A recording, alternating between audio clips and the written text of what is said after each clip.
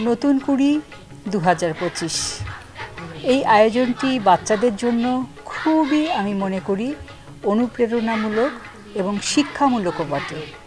প্রতিযোগিতা শুরুর মাধ্যমে এই যে শিশুরা আবার অনুপ্রেরণা পাচ্ছে যে নৃত্য প্রতিযোগিতা, সঙ্গীত প্রতিযোগিতা, এছাড়া আরও অভিনয়, আবৃত্তি, নানা রকম যে বিষয়গুলো তারা চর্চা করার জন্য নতুনভাবে তার পরিবার থেকে অনুপ্রাণিত হচ্ছে, তার শিক্ষা প্রতিষ্ঠান থেকে অনুপ্রাণিত হচ্ছে, অথবা সে যদি কোনো একাডেমিতে থাকে সেখান থেকে অনুপ্রাণিত করা হচ্ছে।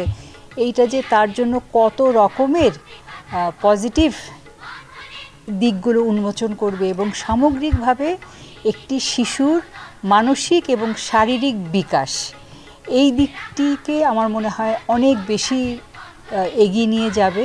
এবং সেই জন্য আমি অবশ্যই বাংলাদেশ টেলিভিশনকে একটা বিশাল ধন্যবাদ দিতে চাই। সারা দেশে কিন্তু আপনারা আলোড়ন ফেলে দিয়েছেন।